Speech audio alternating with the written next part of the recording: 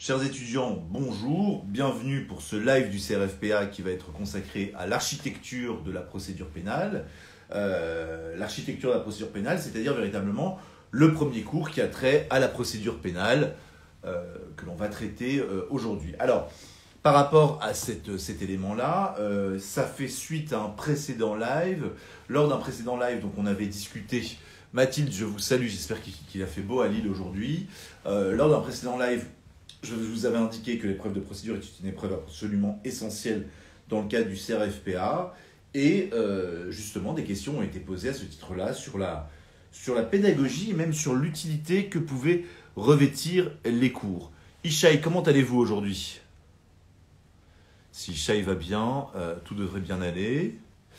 Et donc l'objet de ce live va être justement de traiter de cette question-là, c'est-à-dire justement de la procédure. Alors, moi-même étant pénaliste, je pense que ça n'a échappé à personne, ce que je me propose de faire, c'est le premier cours de procédure pénale, c'est-à-dire l'aspect véritablement introductif. Avant de commencer à proprement parler, voilà, vous m'avez, suite à la publication de l'affiche, je tiens à remercier l'auteur de cette belle affiche ici sur ce visuel. Suite à la publication de l'affiche, il y a eu plusieurs commentaires. Ces différents commentaires étaient des commentaires souvent sympathiques, on va dire, pas tout le temps. Par exemple, notamment de s'interroger sur le point de savoir qui, un 11 janvier à 19h, avait envie de regarder de la procédure pénale. Mais justement, c'est cet aspect-là, c'est-à-dire que la procédure, c'est une matière qui peut paraître aride, mais on peut se régaler en faisant de la procédure pénale. C'est un des points qui est absolument un des points essentiels. Léa, j'espère que vous allez bien, voilà, et que vos problèmes de table basse sont résolus. Donc, l'on a, par rapport à cette matière-là, donc une matière qui a mauvaise réputation. Deuxième élément, de quel outil est-ce qu'on a besoin pour la procédure pénale ? On a besoin, bien évidemment, d'un code de procédure pénale. Il y a deux ambiances ici. Souvent, dans les deux ambiances, on a l'ambiance Dalloz et l'ambiance LexisNexis. Alors, là, ça va dépendre des goûts. Vous voyez, par exemple, Mathilde, qui est pourtant fiscaliste, la pauvre, Mathilde, est plus portée sur tout ce qui est zèbre, jungle et ainsi de suite. Donc, elle aime bien les belles couvertures LexisNexis. Ishaï, il est plus dans le classicisme.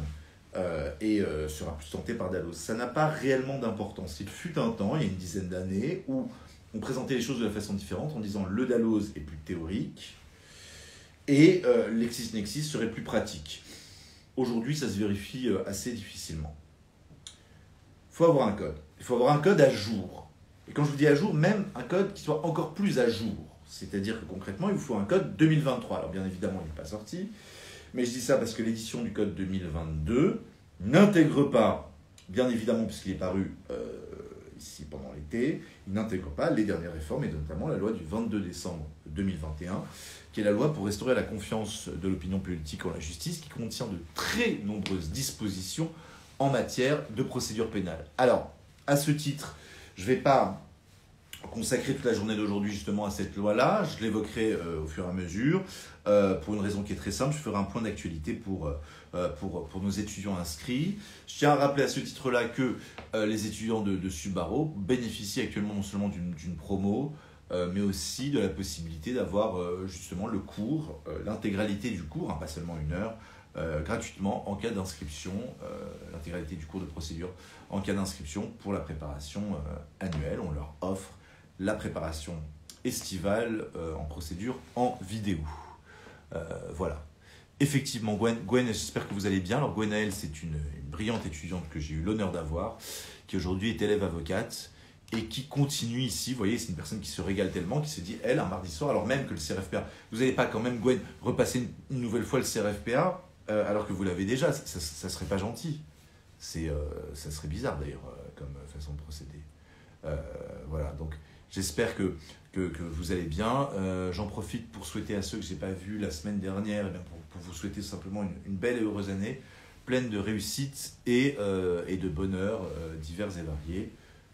Voilà, et je souhaite tout particulièrement à Ishaï de concrétiser ses projets amoureux de la meilleure des façons. Voilà un petit peu les différents éléments. Donc, cours de procédure pénale, d'abord premier élément, le travailler avec un code à jour.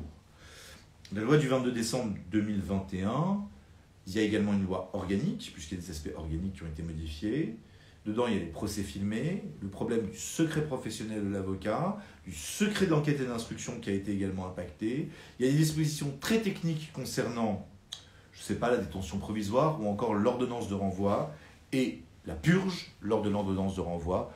Autant d'éléments qui sont des éléments absolument essentiels. La purge, justement, je pense qu'on fera également un live sur les nullités. Ça a l'air comme ça terrible. Bon, c'est vrai que ça l'est quand même un petit peu à proprement parler.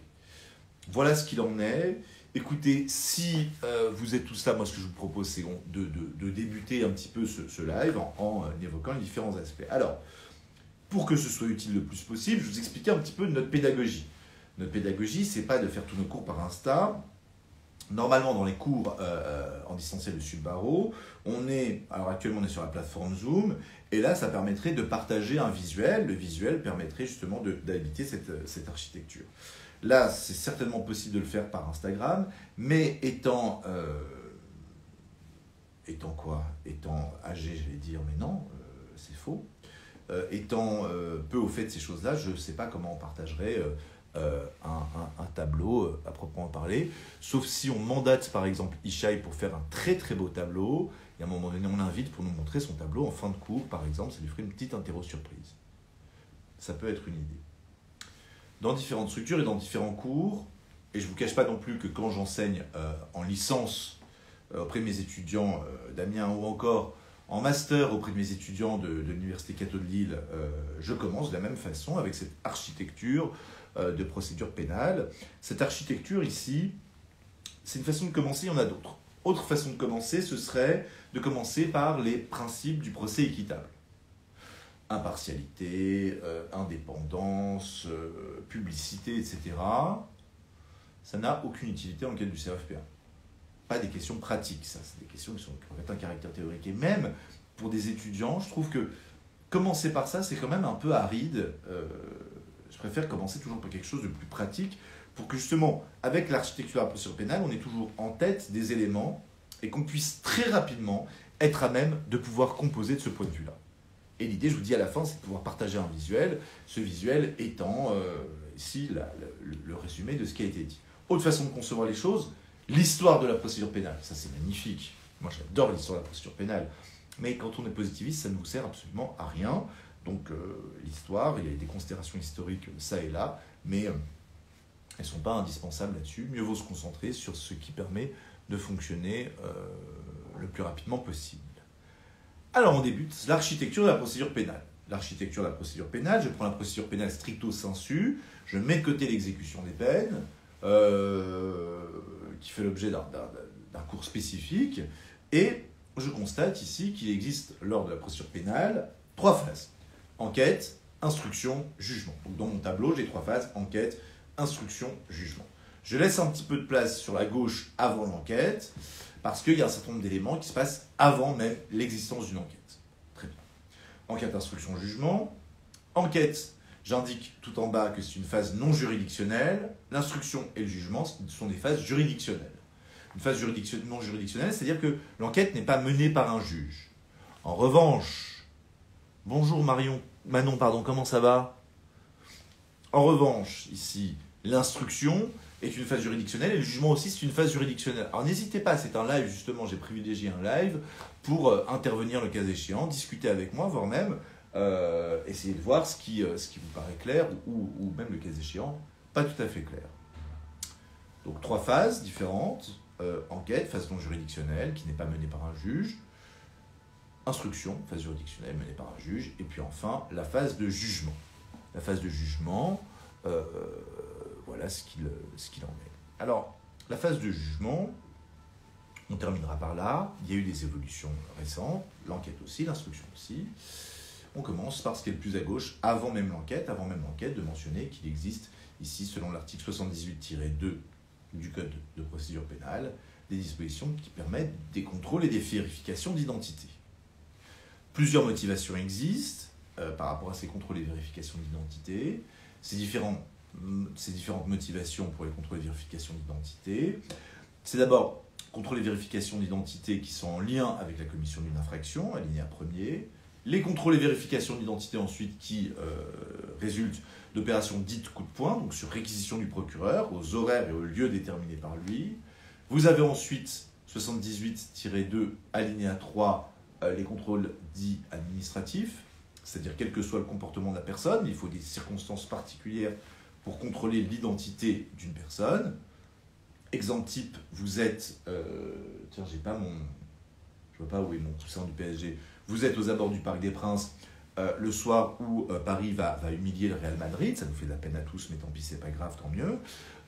Et vous arborez un t-shirt de l'Olympique de Marseille. Car il semble ici que les historiens ont trouvé qu'il y a eu un jour une vraie équipe à Marseille.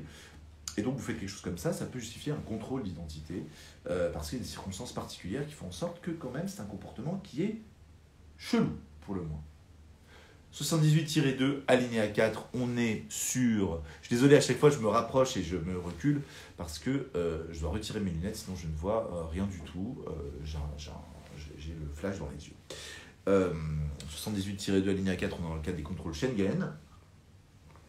On a des zones dans lesquelles on peut contrôler l'identité de toute personne à proximité des frontières ou sur certains lieux, vous allez avoir justement cette possibilité de contrôle Schengen. 78-2, alinéa 5, on est dans le cadre des collectivités d'outre-mer, où là on désigne des lieux qui sont des lieux qu'on connaît comme étant des lieux d'immigration. Donc avant même la procédure pénale, là ici, il n'y a pas nécessairement une infraction qui a été commise, et parfois c'est le tubulaire, c'est ce qui va conduire par la suite à avoir une enquête. Parfois, mais pas tout le temps.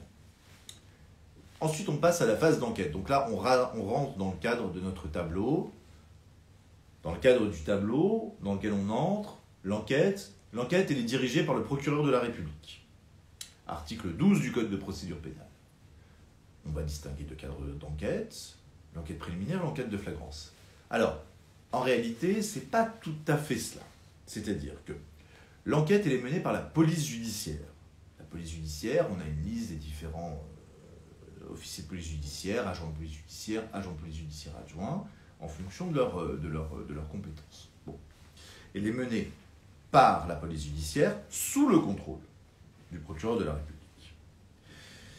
Et en réalité, soit il y a flagrance, à des conditions strictes, soit, s'il n'y a pas flagrance, il y a enquête préliminaire.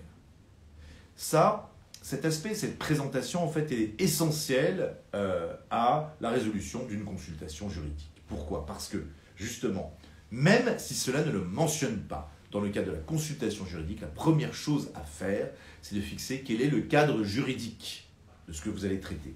Parce que de ce cadre juridique déterminé va dépendre la base juridique utilisée par la suite.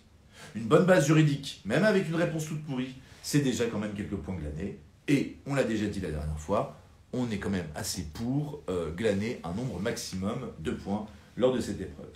Donc je reprends, on a la flagrance et qualification subsidiaire, c'est-à-dire s'il n'y a pas flagrance, nous sommes dans le cadre d'une enquête préliminaire. La flagrance, l'article 53, alors, moi je connais tous les articles par cœur. Enfin, non, c'est un peu présomptueux de dire ça. Je connais presque tous les articles par cœur. L'article 53, c'est un article à connaître par cœur. L'article 53 pose des conditions de la flagrance. Quelles sont ces conditions ? Critères temporels, critères matériels. L'infraction vient de se commettre. Ou l'infraction se commet actuellement. Ou dans un temps très voisin d'action, la personne est poursuivie par la clameur publique, c'est pas la rumeur, c'est la clameur publique, au viol par exemple, etc. Ou encore, la personne est retrouvée en possession de traces ou d'indices. Personne retrouvée en possession de traces ou d'indices, ça peut être par exemple des taches de sang. Là, il y a quelques jours, on a vu sur les réseaux une personne qui avait partagé cet élément-là, un individu qui s'était rendu à la police avec justement la main d'une personne découpée. Ça, c'est bien un indice. La Cour de cassation estimant que l'indice en question est un indice apparent. Pas une dénonciation anonyme, un indice qui revêt un caractère apparent. Voilà la détermination du cadre de la flagrance. Il y a un terme qui n'est pas défini. Un temps très voisin de l'action. Quand on gratte et qu'on recherche dans toutes les jurisprudences qui ont pu être rendues, le délai le plus long entre l'infraction et le début de l'enquête, pour qu'il puisse y avoir flagrance, c'est l'hypothèse de 48 heures, dans l'hypothèse ici d'une personne qui était sous choc émotif et donc qui n'avait pas pu ici aller voir les autorités tout de suite. Grand maximum 48 heures entre les faits et la poursuite pour pouvoir avoir la caractérisation de la flagrance. Voilà ce qu'il en est pour avoir une flagrance. Ça a une utilité très importante. Pourquoi ? La flagrance dure au maximum 8 jours avec une nécessité de continuité des actes d'enquête. Il faut donc qu'il y ait un acte d'enquête au moins chaque jour. 8 jours, durant laquelle l'officier de police judiciaire dispose de tous les moyens coercitifs. Moyens coercitifs, c'est-à-dire qu'il peut procéder notamment à des perquisitions et des saisies sans l'assentiment de la personne. Normalement. Donc, ça a une utilité toute spécifique. Pour les infractions particulièrement graves, ce délai de 8 jours peut être renouvelé une fois. On a comme ça ces conditions de la flagrance. Et s'il n'y a pas flagrance, il y a donc enquête préliminaire, où là, normalement, ce ne sont pas des actes coercitifs, avec 2 réserves. Première réserve, l'article 76, alinéa 4 du Code de procédure pénale, qui prévoit justement que le juge des libertés et de la détention peut, pour certaines infractions, alors il s'agit des délits punis de 3 ans d'emprisonnement ainsi que pour les crimes bien évidemment, le juge des libertés et de la détention peut, sur demande du procureur, ici, permettre d'avoir une perquisition, une saisie sans l'assentiment de la personne. Deuxième réserve, la garde à vue, qui peut avoir lieu, que ce soit dans le cadre de la flagrance ou de la préliminaire, et ça, c'est bien une mesure qui revêt un caractère coercitif. Voilà pour cette première présentation. Si ce n'est de préciser que si jusqu'ici, il n'y avait pas véritablement de délai pour l'enquête préliminaire, désormais il y a un délai qui s'appliquera de façon un petit peu plus stricte qu'auparavant, un délai de 2 ans maximal, depuis la loi du 22 décembre 2021. Voilà, par rapport à cette summa divisio, cette distinction classique entre flagrance et préliminaire.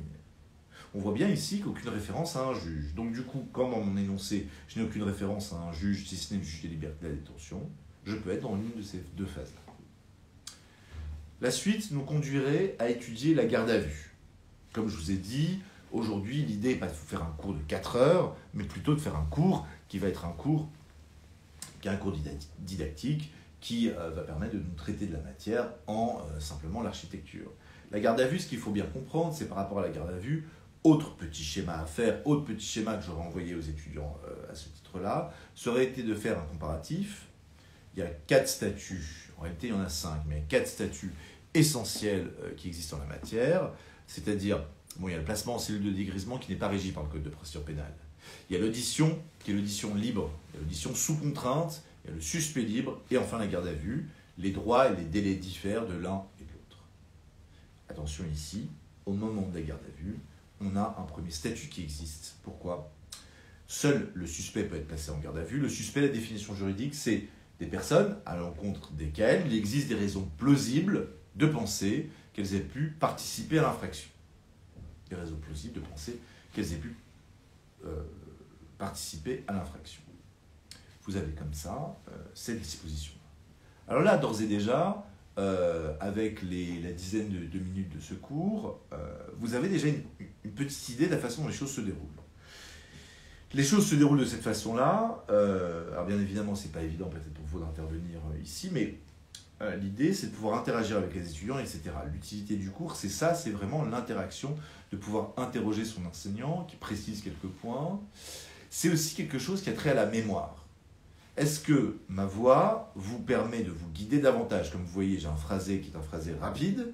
L'idée, c'est non pas de vous faire une dictée, ce serait insupportable ici, mais plutôt un phrasé rapide. Le cours est enregistré. Ce que je me dis, c'est que vous pourrez l'écouter, le réécouter.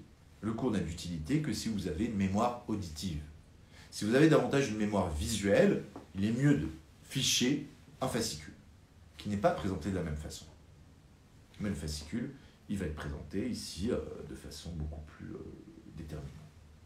Bien évidemment, il y a un plan dans le cours. L'introduction, c'était contrôler les vérifications d'identité. Le grand 1, c'est l'enquête.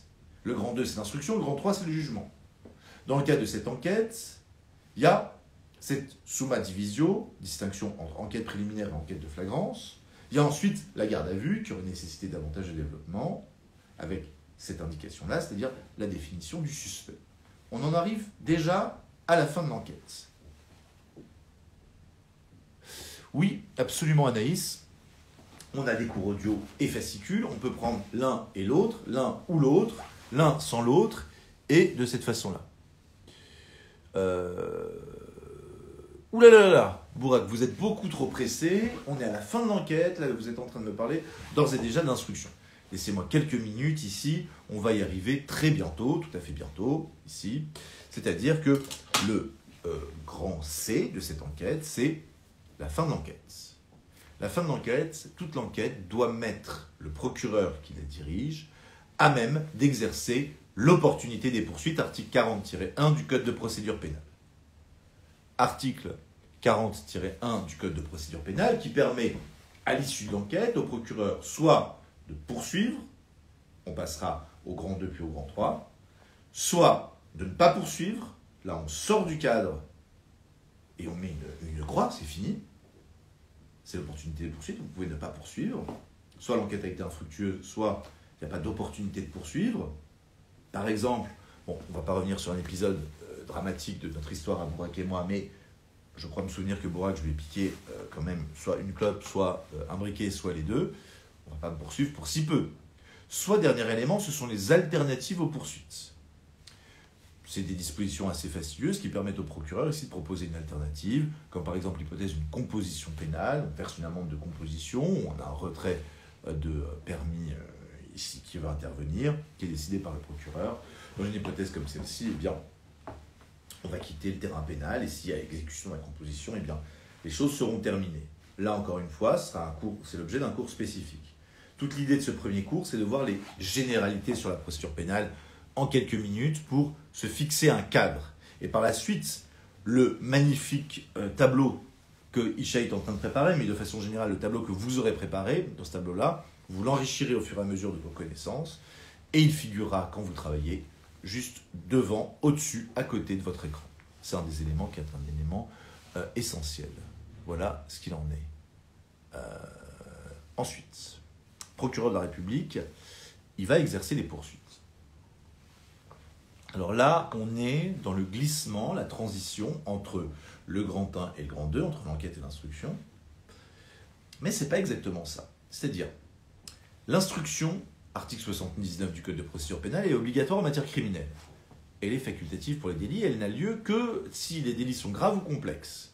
Donc en cas de délit, le procureur, mais aussi la victime, qui se constitue partie civile, peuvent saisir soit le juge d'instruction, soit directement la juridiction de jugement, si l'affaire est déjà en état d'être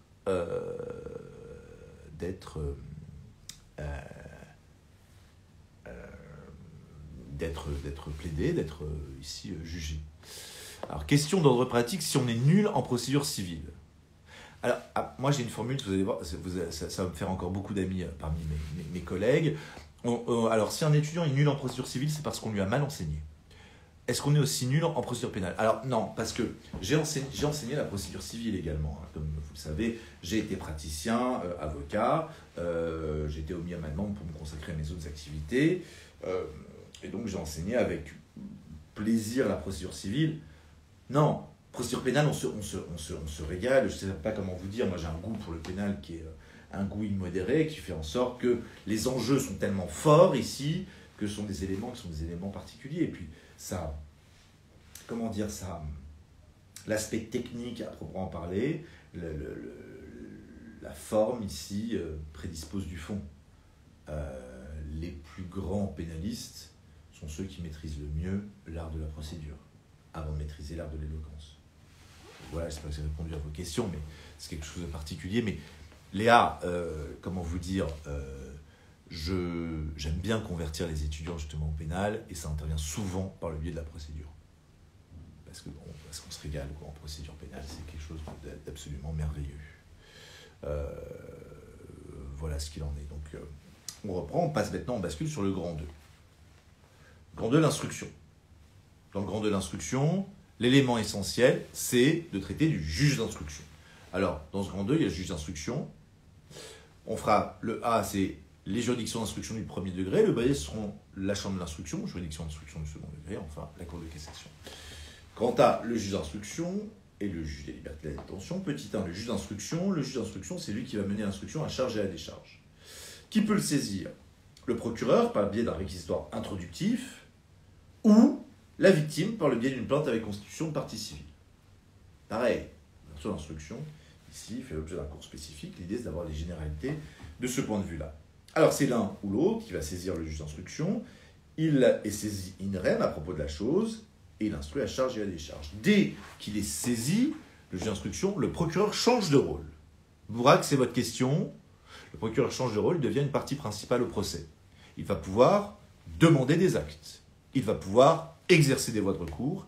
Il participe au débat contradictoire devant l'UJLD, dans l'hypothèse ici où on envisagerait un placement en détention provisoire. Le juge d'instruction instruit à charge et à décharge. Le code prévoit pour lui un grand nombre d'actes d'instruction pour parvenir à la manifestation de la vérité. Il y a un certain nombre de règles relatives à la preuve qui figureraient, qui auraient parfaitement leur place ici. Toutefois, le juge d'instruction, s'il souhaite un placement en détention provisoire, il doit saisir le juge des libertés de la détention. Uniquement s'il souhaite un placement en détention provisoire. Mais, quoi qu'il en soit, le juge d'instruction doit mener l'IPC, interrogatoire de première comparution, lors duquel est octroyé à la personne son statut.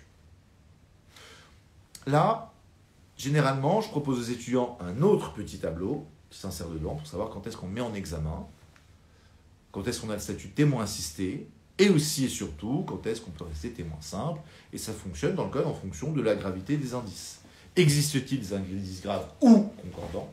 Existe-t-il des indices graves et concordants? Ceci va entraîner un aspect qui est un aspect de placement sous témoin assisté, soumis en examen. Quand on est témoin assisté, on est content. On est assisté par un avocat qui a accès au dossier, qui peut, sur autorisation du juge, vous transmettre ses pièces. Mais on n'a pas la plénitude du droit de la défense. On ne peut pas exercer toutes les voies de recours. Le mis en examen a la plénitude du droit de la défense. Il peut demander des actes, exercer des voies de recours, son avocat a accès au dossier, puis le transmettre. Mais il peut être envoyé en jugement. Mais il peut faire l'objet d'une mesure qui est une mesure justement restrictive, voire une mesure qui va être une mesure ici privative de droit, la détention provisoire. Petit 2, c'est justement le juge des libertés de la détention. Ce juge a été créé par la loi du 15 juin 2000. Il est saisi par le juge d'instruction d'une demande de placement en détention provisoire, sauf dans une hypothèse dans laquelle c'est le procureur qui va le saisir directement pour des infractions très graves. À ce titre-là, bon, il existe une nouvelle fois des règles qui vont être des règles spécifiques sur ce point. Le juge des libertés de la détention, il organise un débat contradictoire. Et attention, la détention provisoire, c'est une matière qui est assez spécifique. C'est beau, c'est de la poésie, la détention provisoire. On ne met pas en détention provisoire quelqu'un contre lequel, ici, on estime qu'il est coupable. Non. Il y a des justifications de la détention provisoire. L'article 144 en dénombre 7 justifications. C'est pour éviter la concertation entre les personnes impliquées. C'est pour éviter les pressions sur les témoins. C'est pour éviter la récidive. C'est pour s'assurer de la représentation de la personne en justice. Bref, la détention provisoire obéit à des critères. Il faut donc, pour qu'elle ne soit pas censurée, que ces critères soient remplis. Il faut aussi que ce soit l'unique moyen d'y parvenir. Il faut aussi que ni un contrôle judiciaire, ni une assignation à résidence sous surveillance électronique ne permettent d'y parvenir. Voilà un petit peu la raison pour laquelle on place en détention provisoire. Les voies de recours sont susceptibles d'être exercées. Alors, il y a, pour la personne qui est en détention, les référés liberté. Il y a, pour le procureur, au cas où on remet en liberté, le référé détention. Et la procédure que je vous ai dit détaillée tout à l'heure, c'est-à-dire le fait que le procureur puisse directement le saisir, c'est ce que j'appelle le saute-mouton. Voilà, c'est très factuel. Et c'est justement une procédure qui permet d'aller plus vite et qui permet justement de placer quelqu'un en détention provisoire malgré le fait que le juge d'instruction ne le souhaite pas. Est-ce que vous avez des questions spécifiques ou pas de questions spécifiques? Une nouvelle fois ici, le but c'est de voir de façon globale l'architecture, la charpente de la procédure pénale. Tiens, c'est beau comme formule ça, la charpente. La charpente de la procédure pénale à travers donc cette première vision.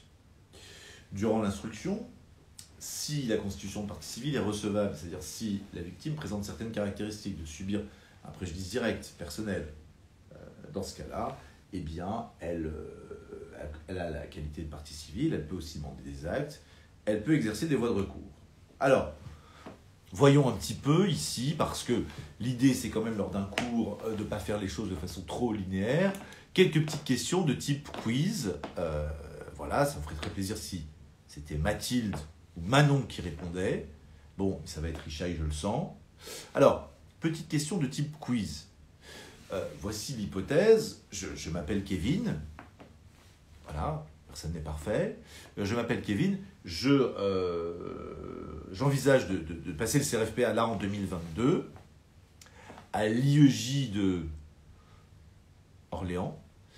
Et voilà, ma copine est jalouse de moi.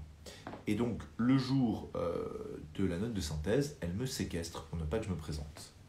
Est-ce que le préjudice lié à l'absence de rémunération en tant qu'avocat est un préjudice réparable? Est-ce que le préjudice lié à l'absence ici de rémunération en tant qu'avocat est un préjudice réparable si on empêche un individu de se présenter au CRFPA sur une année? Est-ce que quelqu'un aurait la réponse? Je peux proposer des cadeaux pour ceux qui ont le plus de bonnes réponses. Qu'est-ce que je pourrais proposer comme cadeau? J'ai des ouvrages. Ici, lors de chaque live, si vous voulez, je peux essayer de doter ça. L'idée, c'est qu'il faut un préjudice qui soit un préjudice qui soit personnel et direct. Effectivement, Ishaï a raison. C'est-à-dire, au titre de la perte de chance, on peut indemniser, mais il faut que la perte de chance soit une perte de chance sérieuse. Donc, ce n'est pas la rémunération qui va être indemnisée. C'est la perte de chance. Perte de chance sérieuse. Kevin, on ne sait pas qui il est. Est-ce que Ishaï Kevin a fait Subaru? Je ne pense pas. Ça m'aurait marqué. S'il avait fait une préparation privée, s'il avait de bonnes chances de réussir, eh bien, ce serait un préjudice réparable. Si par contre, il a passé son été à Ibiza en train de danser, ça sera plus délicat d'arriver à dire qu'il a perdu une chance, si tant est que c'est une chance sérieuse de ce point de vue-là. Voilà ce qu'il en est. Le juge d'instruction comme le juge des libertés et des détentions statue par le biais d'ordonnances. Les ordonnances sont susceptibles de faire appel, d'être frappées d'appel, devant la chambre de l'instruction, grand B, la chambre de l'instruction. La chambre de l'instruction est composée de 3 conseillers à la chambre de l'instruction.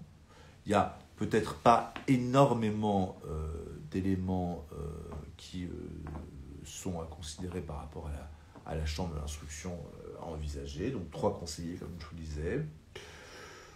Sur ces 3 conseillers, on va statuer sur les différentes demandes, notamment les requêtes en nullité, c'est là qu'on utilise les nullités, les demandes concernant le contentieux de la liberté. La chambre d'instruction, sur le fond, a une compétence spécifique, c'est celle de l'évocation. Celle de l'évocation, elle va pouvoir, comme ça, chambre d'instruction, évoquer une affaire et elle va continuer à le poursuivre sur le fond, quand c'est dans l'intérêt d'une administration d'une bonne justice. On viendrait de faire un grand C sur la Cour de cassation, c'est la chambre criminelle qui peut statuer sur les arrêts de la chambre d'instruction, mais ça ne présente pas un intérêt formidable d'évoquer ces considérations-là. La fin de l'instruction, elle va se terminer de 2 façons. Il n'y a pas de possibilité de mettre fin à une instruction pour des raisons d'opportunité. On ne peut mettre fin à l'instruction que et uniquement si le juge a épuisé sa juridiction, c'est-à-dire il a cherché et il a peut-être trouvé. Donc on aboutit soit à une ordonnance de non-lieu, soit une ordonnance de renvoi. S'agissant des ordonnances de non-lieu, ou si c'est la chambre d'instruction arrêt de non-lieu, il y en a 2 types. Il y a l'ordonnance de non-lieu motivée en fait. Factuellement, je n'ai pas trouvé qui c'était. Dans ce cas-là, l'instruction pourrait être reprise face à des charges nouvelles. Ou l'ordonnance de non-lieu motivée en droit. Là, c'est l'hypothèse où, par exemple, on constate un obstacle de droit à l'exercice des poursuites, la prescription, par exemple. Ou encore le décès de la personne poursuivie. Dans ce cas-là, c'est à autorité de chose jugée. Dernier élément qui nous permet de passer cette fois au grand 3, c'est l'hypothèse de l'ordonnance de renvoi. Grand 3, on en arrive aux juridictions de jugement.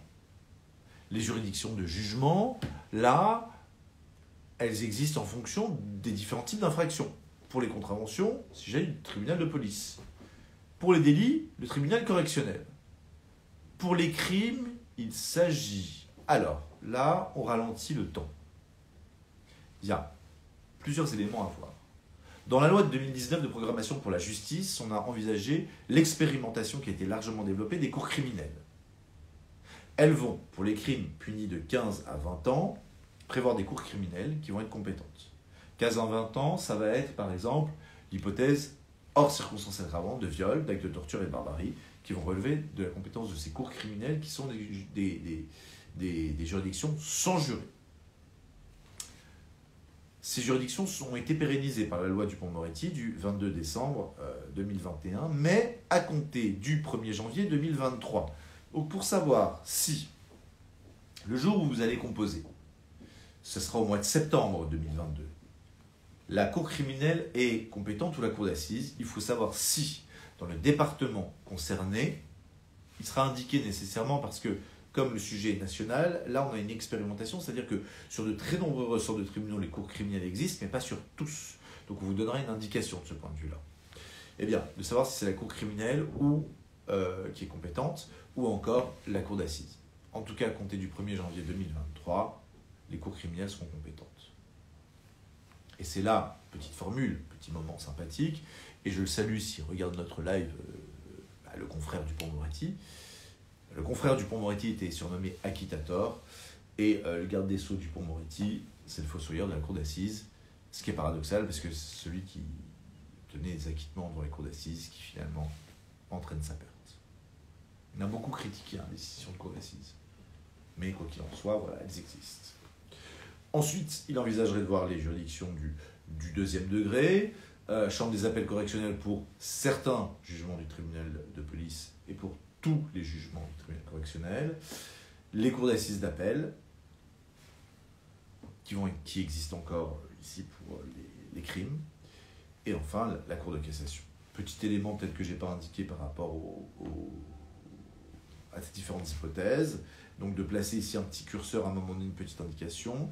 Les points assez chauds susceptibles de tomber, c'est la procédure de comparution sur reconnaissance préalable de culpabilité en matière correctionnelle, et c'est également en matière criminelle l'appellation spécifique, le fait qu'on appelle la personne l'accusé qui a envoyé un jugement alors que c'est le prévenu devant les autres juridictions. Voilà par rapport à ces éléments à proprement parler.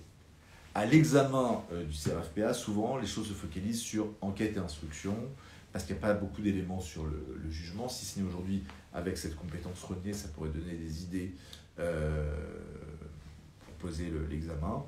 Et puis aussi par rapport tout simplement à la procédure de comparution sur reconnaissance préalable de culpabilité. Voilà ce qu'il en est. Alors, parfois, voilà l'architecture de façon globale. Pour être complet, il aurait fallu que comme je vous dis, que je vous mette les tableaux sous les yeux par la suite. On peut enrichir au fur et à mesure ces différents types de tableaux. Mais de façon générale, voilà, ça, c'est un aspect d'orientation, c'est de prendre un petit fait de ce point de vue-là divers, c'est-à-dire que de voir un petit peu comment ça fonctionne maintenant en pratique, ces différents éléments. Comment ça fonctionne en pratique, c'est-à-dire que concrètement, voilà, on a un individu, alors on va se projeter un petit peu dans le temps. Nous sommes au mois de mai, et comme il se doit, le PSG gagne la Champions League. Donc on est très content, et ça se passe que comme quand le PSG avait remporté à nouveau le titre de champion de France, quelques hurluberlus décident de faire n'importe quoi.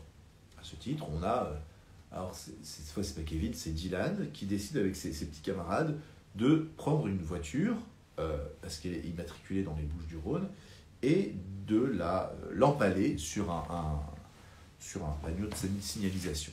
Très bien, c'est très très intelligent ici. On est face à une destruction, dégradation du bien d'autrui, on est dans un cadre qui est un cadre délictuel. Attention tout de même à ne pas avoir la qualification de bande organisée qui pourrait conduire quand même à aller beaucoup plus loin. Voici comment les choses se déroulent de façon concrète sur un cas comme celui-ci. On va avoir Kevin et ses copains qui vont être arrêtés.